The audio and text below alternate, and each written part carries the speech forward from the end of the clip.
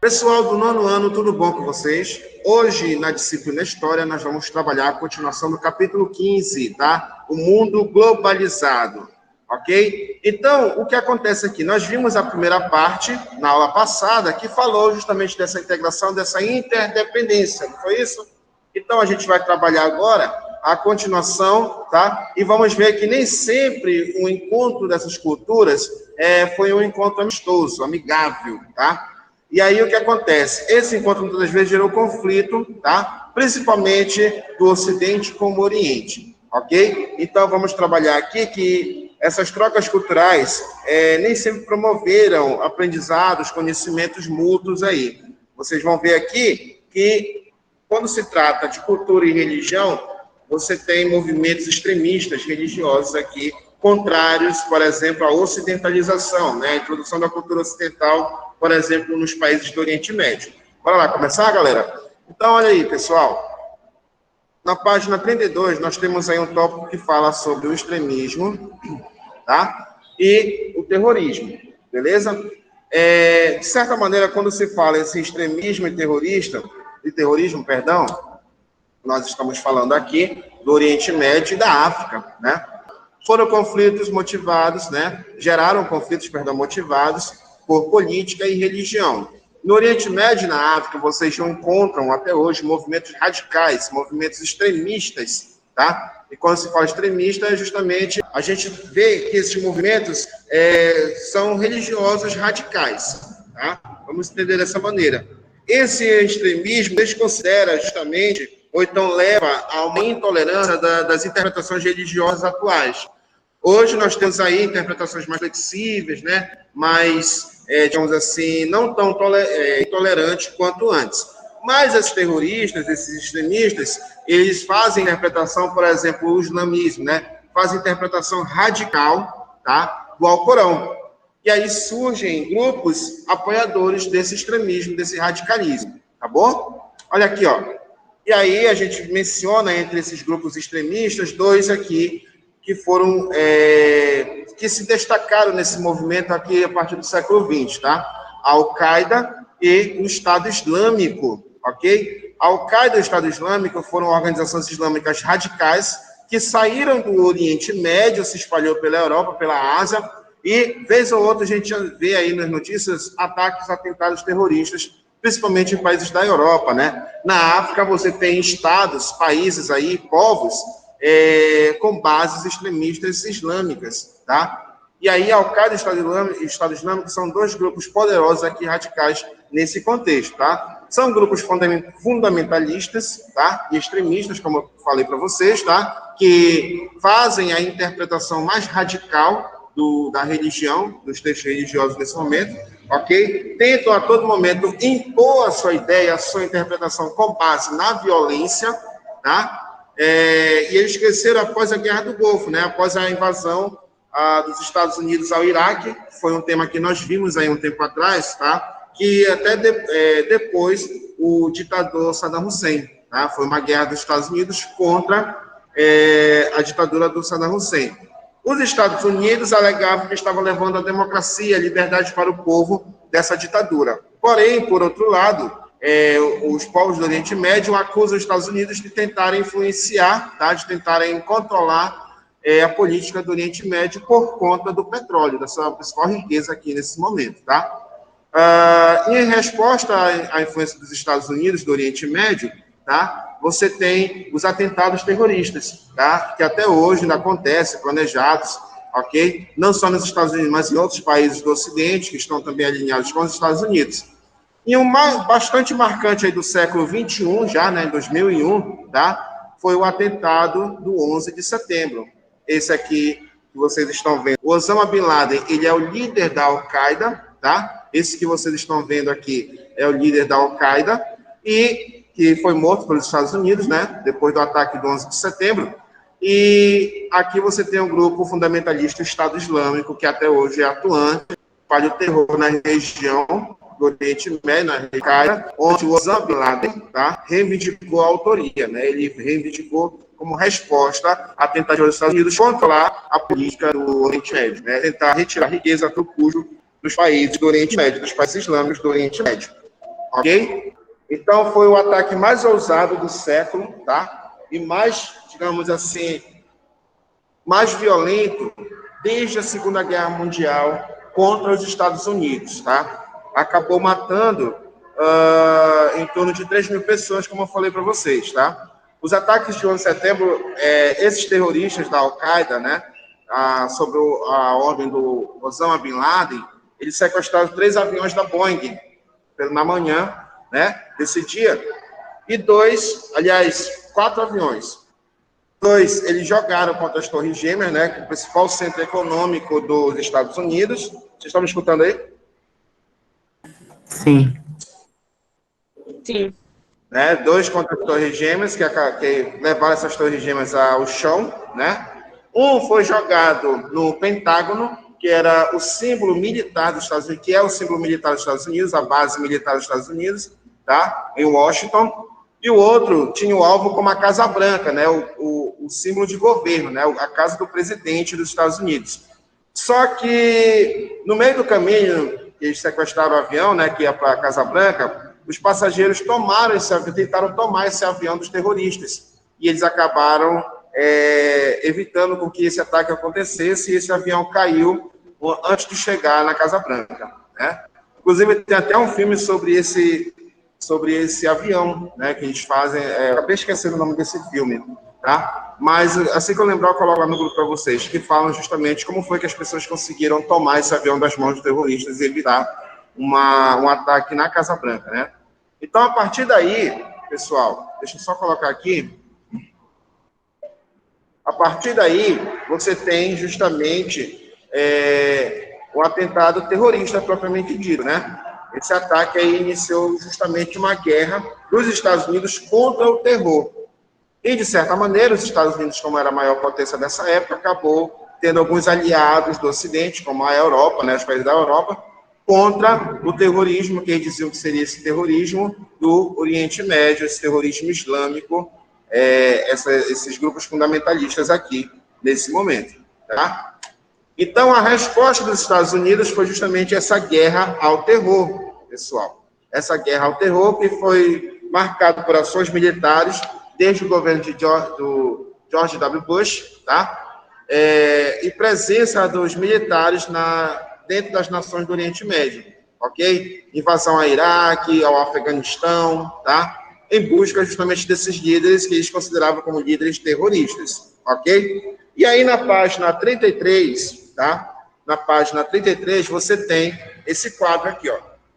Esse quadro que vocês vão ver aí apareceu, né? Esse quadro que está aí aparecendo para vocês, você tem na página 33, que são algumas das operações militares contra as lideranças do Oriente Médio, contra as lideranças justamente extremistas. E aí você tem uma busca, uma caçada ao Osama Bin Laden, inclusive ofereceram até recompensa, e esse cara passou um bom tempo escondido, tá? Para não ser pego pelo exército norte-americano. 10 anos depois apenas, ele conseguiu ser capturado e morto, tá? Pelas tropas norte-americanas, ok? Ele foi localizado no Paquistão, né? A Al-Qaeda, ela se formou lá no Afeganistão, porém ele foi encontrado no país vizinho, no Paquistão. Acabou sendo morto acabou sendo executado e jogado ao mar o seu corpo aí pelo exército norte-americano. Por que ele fez isso? Como está aqui no texto de vocês, sob a justificativa de não atrair fanáticos para o seu túmulo. Por quê? Porque esses líderes extremistas, tá? Eles recebiam o apoio de uma boa parcela do povo islâmico, né? Contra os Estados Unidos. Isso eu já até falei para vocês que há justamente um grande conflito entre os povos do Oriente Médio contra os Estados Unidos, porque os Estados Unidos, eles, sob a pretensão de levar a liberdade, de levar a democracia, acabam interferindo nessas nações, na soberania dessas nações. Além dele, você tem o Saddam Hussein, que foi aquele ditador iraquiano, com o qual os Estados Unidos também lutou lá na Guerra do Golfo, tá? Esse cara aí, ele acabou desaparecendo, escapou da Guerra do Golfo, não morreu no período dessa guerra, mas ele acabou sendo capturado em 2006, tá? e também foi executado sob a influência dos norte-americanos, certo? E, recentemente, o general iraniano foi também morto, tá? Pelo exército norte-americano, no dia 3 de janeiro de 2020, como vocês estão vendo aí no quadro, tá? Ele foi acusado de planejar, isso aqui foi o mais absurdo que teve, né? Ele não, digamos assim, não atacou os Estados Unidos, não entrou em conflito, mas só pelo fato dos Estados Unidos aí justificar que ele foi acusado de planejar um atentado contra os norte-americanos e acabou sendo capturado e morto, né? Então, quer dizer que os Estados Unidos tentam impor seu domínio, né, sua ordem nesses países, né, no Oriente Médio, a todo custo. Por isso que, muitas das vezes, ele encontra certa resistência sobre a sua influência no Oriente Médio, como a gente viu no capítulo anterior, né? De certa maneira, os povos aí do Oriente Médio não aceitam muito a presença dos Estados Unidos, porque não é somente a questão da democracia e da liberdade. Os Estados Unidos têm interesse econômico naquela região, principalmente por causa do petróleo, né? A riqueza mais bem valorizada aqui no Oriente Médio, tá? E eles usam essa questão da guerra ao terror para justificar os seus ataques e a presença militar norte-americana aí nesse momento. Ok? Alguém tem uma dúvida? Não. Dá para prosseguir? Então podemos prosseguir, né? Quem tiver com dúvida pode levantar a mão aí e falar, tá? Bora lá. Na 34, não, na página 35. Fique lá na página 35, tá? Vamos falar um pouco da política na América Latina e dos dias atuais, né? Na polarização política que se tem e no processo histórico que se tem da organização política na América Latina, pessoal. Então, a América Latina, como vocês estão vendo aqui nessa imagem, tá? É justamente uma região, né, geopolítica, como está também no livro, formada por aproximadamente 33 países, né, latino-americanos, países de origem de língua latino-americana, de língua latina, perdão. E aí o que acontece? Abaixo dos Estados Unidos, você tem o México na América do Norte, Guatemala, América Central, Nicarágua, na América do Sul praticamente todos são países latino-americanos, com exceção das Guianas e do Suriname, tá? Que falam francês. Ok? E aí o que acontece, pessoal? Essa América Latina, ela tem alguns pontos em comum, né? Como a colonização, a forma de colonização, foram colonizados por Portugal e Espanha aqui, tá? Como elas eram exploradas nessa época também, tá? E aí você tem um contexto histórico. É uma região aí com os países em desenvolvimento, mas que trazem problemas sociais e econômicos históricos desde a época da colonização. Olha aqui, ó. Então, bora trabalhar aqui como se deu esse processo de organização econômica desses países, tá? Nós pegamos aqui alguns pontos em comum, tá?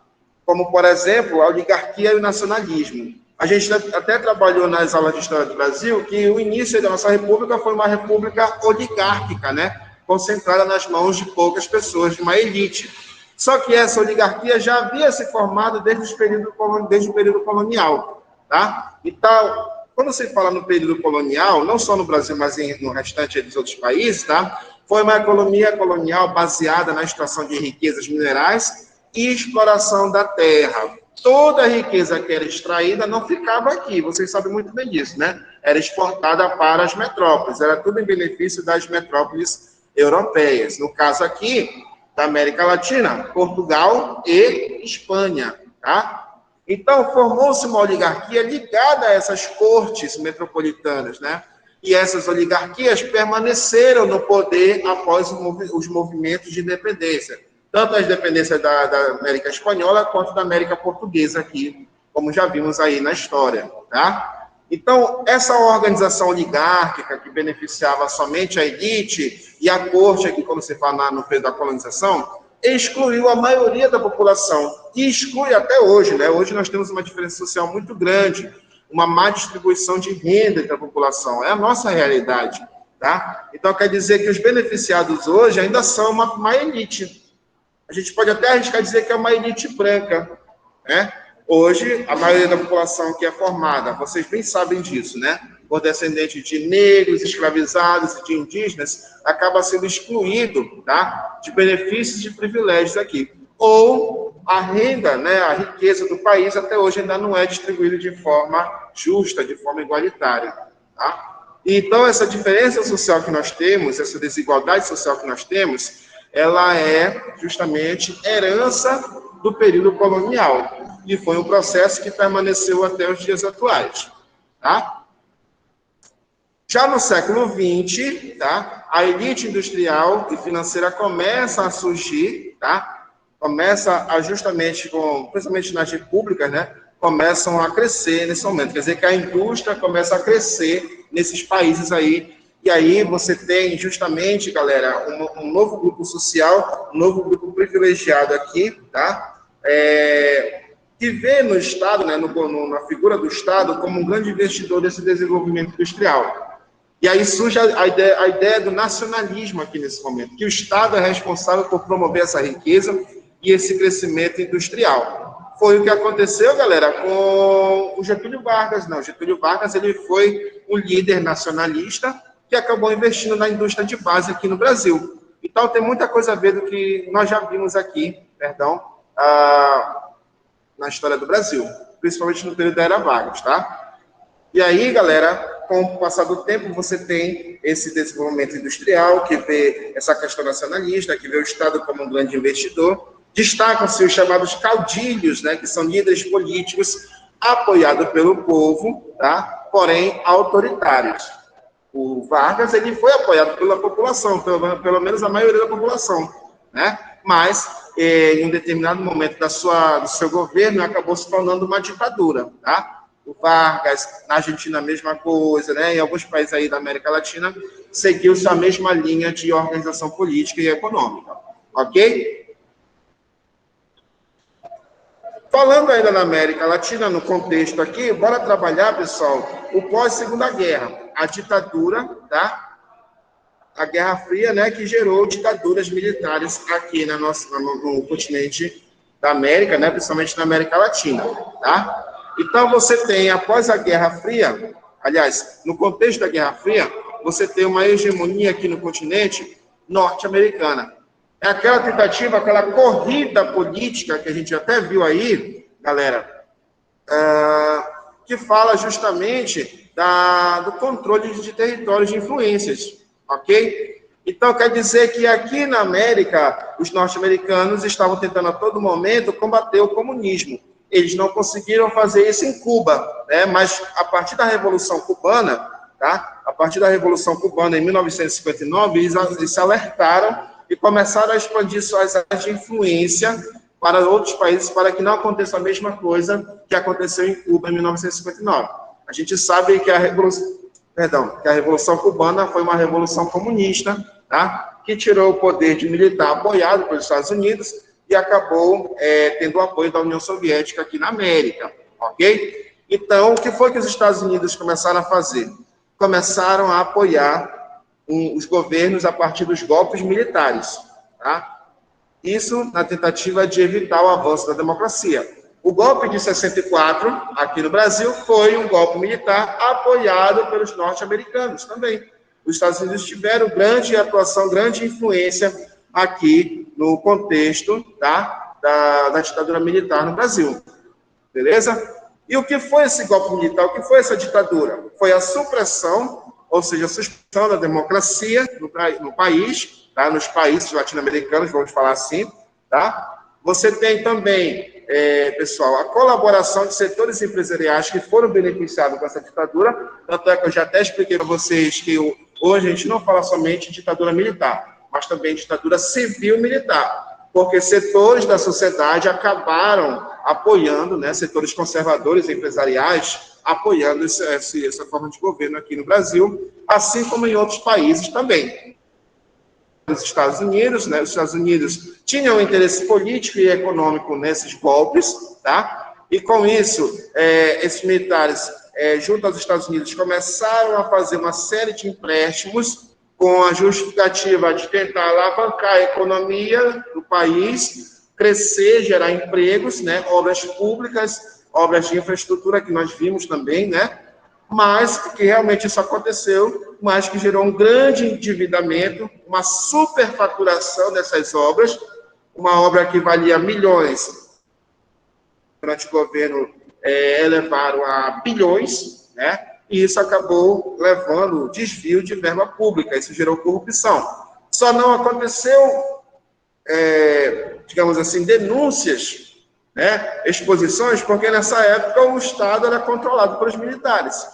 E aquela questão, eles não iriam deixar que isso acontecesse, né?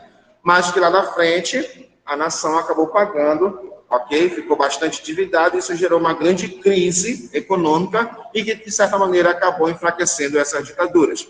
Foi o que aconteceu aí, por exemplo, com o Videla, na Argentina, né? Jorge Rafael Videla. No Brasil, você tem aí a atuação do Médici, um dos presidentes mais linha dura que se Costa e tinha, Silva.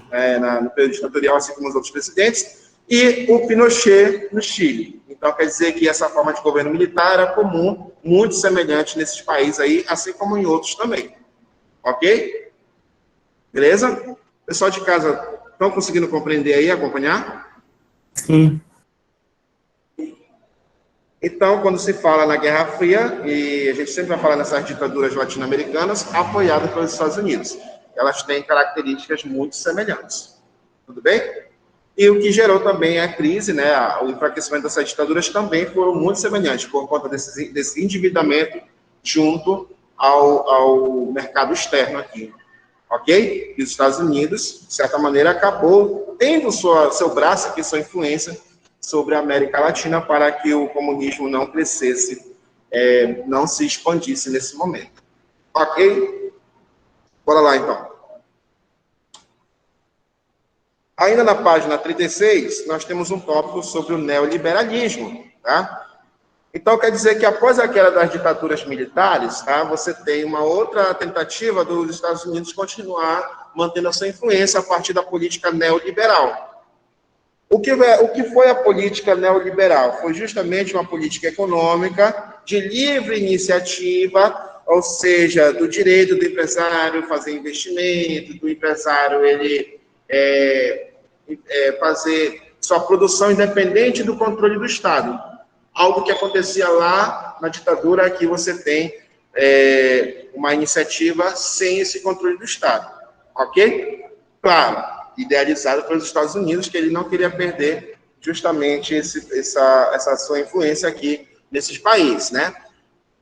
Após a ditadura, né, você encontra esses países, o Brasil principalmente, com a inflação em alta, devido àquele endividamento, desemprego em alta também, e várias crises econômicas. Então, os Estados Unidos, eles aparecem aqui, tá, como um idealizador para superar essa crise, tá? Olha só a atuação dos Estados Unidos aí, ó.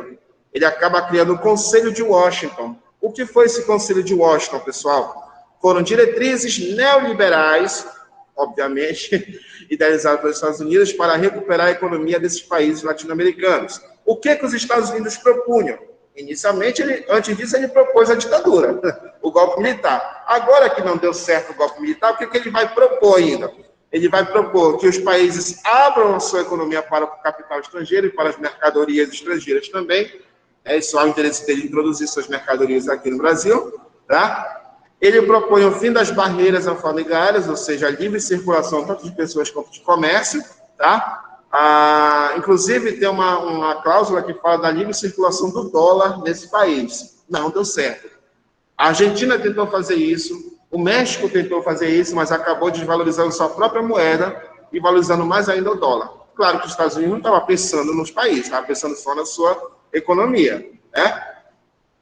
Os Estados Unidos propunham privatizações, tanto é que alguns presidentes aí começaram a privatizar empresas estatais.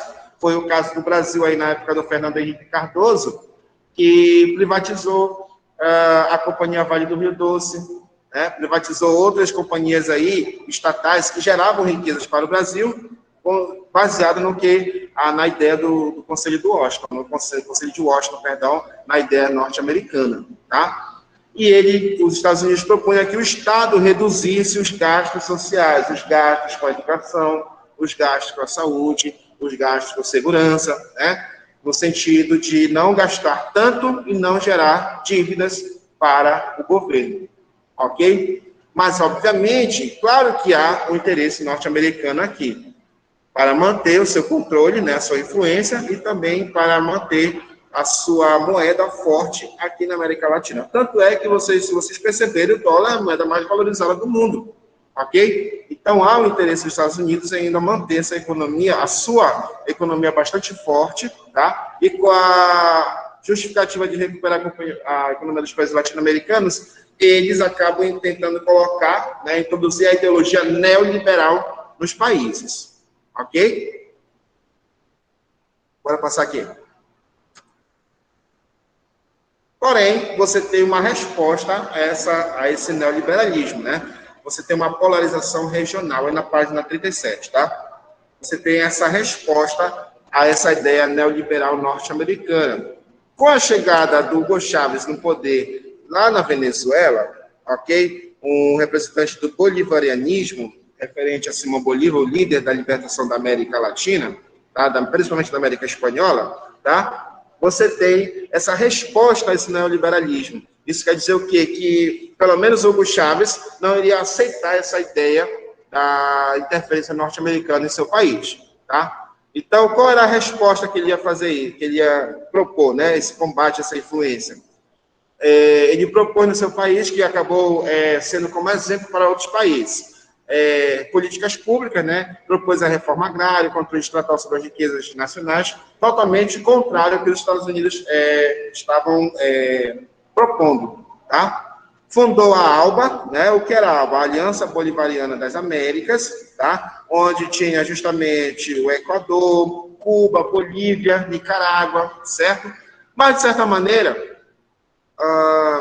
os países foram saindo dessa aliança por conta da crise que se tem na Venezuela até hoje, né? Esse é o Hugo Chávez, que acaba sendo justamente o cara responsável por dar uma resposta, uma reação a essa influência neoliberal dos Estados Unidos e acaba sendo um inimigo do governo norte-americano por conta disso, porque ele acabou influenciando outros países aí a adotar a mesma postura em relação a essa tentativa dos Estados Unidos de se manter influente na América Latina. Ok? Bora lá. E aí, nos anos 2000, pessoal, nos anos 2000 você tem uma resposta a isso também, a essa influência norte-americana na América Latina. Nos anos 2000, começam a se eleger, aí nos países latino-americanos, governo da chamada esquerda moderada, né? Foi o caso do Brasil, em 2003, com o presidente Lula. Ele acaba sendo, vamos dizer assim, um presidente não favorável, não alinhado aos Estados Unidos. Um presidente da esquerda, mas que, de certa maneira, mantinha boas relações com os Estados Unidos, mas não obedecia a ele, ok?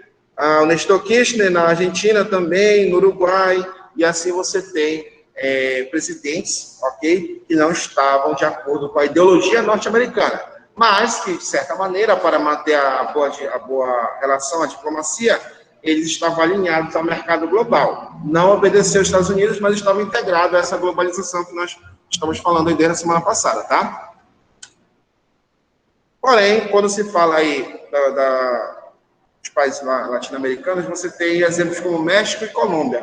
O México e a Colômbia tentaram manter uma relação direta com os Estados Unidos, né? Derrubando as barreiras alfandegárias, permitindo a entrada do dólar, ok? Então, veja bem, o México e os Estados Unidos, o México e a Colômbia mantiveram essa relação direta com os Estados Unidos e Canadá. Porém, como vocês bem sabem, o México está na fronteira dos Estados Unidos, não tem tantas regalias, não tem tantos privilégios com os Estados Unidos. Tanto é que os Estados Unidos mandou levantar um muro, né, da fronteira do México com ele, né, com o país norte-americano.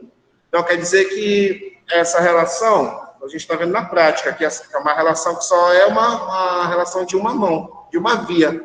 Não é via dupla, ok? Quer dizer que o México, de certa maneira, beneficiou os Estados Unidos, mas os Estados Unidos não beneficiou de nenhuma maneira o México e a Colômbia, assim por diante, tá? Mesmo assim, ainda há acordos econômicos internacionais entre esses países, como o NAFTA, né, que é o Tratado Norte-Americano de Livre Comércio, tá? O NAFTA foi substituído pelo Acordo México, Estados Unidos e Canadá, né, que é esse USMCA, tá? Que ainda está em análise. Além disso, em 2012, foi aprovada a Aliança do Pacífico, tá? Com esses países que vocês estão vendo, tá? Uma aliança econômica que facilitava a relação entre eles e também com a Ásia, Ou seja, os Estados Unidos, com a promessa de facilitar a relação econômica dos países asiáticos com esses países, né, México, Colômbia, Chile e Peru, acabaram criando essa aliança em 2012. Mas, como a gente vê aí no cenário mundial, ele não vai muito para frente, né? Porque o único beneficiado na prática são os Estados Unidos, tá? São os Estados Unidos e os outros países acabam sofrendo sanções, impedimentos, ok? Não tem a mesma liberdade que os Estados Unidos têm. Na verdade, na prática, só para a gente resumir aqui, é somente uma forma dos Estados Unidos ainda manter sua influência sobre os demais países do continente, mesmo depois da Guerra Fria. Ok? Tranquilo? E aí, galera, para a gente finalizar aqui a nossa parte, nós vamos falar aqui um pouco do boom das commodities. O que é uma commodity? É uma riqueza, tá? Uma riqueza durável daquele país. Uma riqueza que não vence, por exemplo, o petróleo é uma commodity, os minérios da Amazônia é uma commodity, é uma riqueza natural, tá? Daquele país. Então, essas riquezas acabaram gerando uma alta cotação, tá? Foram bastante valorizados por conta dessas relações aí, tanto dos governos aí da esquerda moderada, quanto até dos próprios governos aí que estavam com relações estreitas com os Estados Unidos, mas essa valorização, de certa maneira, não durou muito tempo. Foi um curto período e ela acabou justamente finalizando, entrando em crise, juntamente com a crise econômica de 2008. Isso fez o quê? Com que esses países entrassem em crise, em prejuízo econômico, com exceção, claro, obviamente, dos Estados Unidos, que não deixam de crescer, mesmo com uma crise. Eles têm prejuízos, mas eles não deixam de liderar, porque eles estão na ponta, no controle desses acordos comerciais. São eles que ditam as regras para esses acordos comerciais. É por isso, pessoal, que existem governos alinhados aos Estados Unidos, na intenção de também estar no mesmo ritmo, no mesmo patamar deles, e existem governos que são contrários, que são inimigos dos Estados Unidos, porque os Estados Unidos fazem tudo de acordo com a sua vontade e com as suas prioridades. Ok? Então, esse aqui foi o nosso capítulo 15. Espero que vocês tenham compreendido, tá? Na próxima aula, a gente vai iniciar o nosso último capítulo do livro. Para essa semana, eu só quero que vocês respondam e me enviem, tá bom? Anotem aí. Vocês vão me responder e me enviar, tá? Somente a página 34. Marquem a página 34. São duas questões apenas que falam da globalização e dos atentados terroristas. Ok, pessoal? Espero que vocês tenham compreendido e nos encontramos aí numa próxima oportunidade. Beleza, galera? Pessoal de casa, estamos aí junto, tá? Qualquer dúvida, me chame aí. Tchau, tchau, meninos.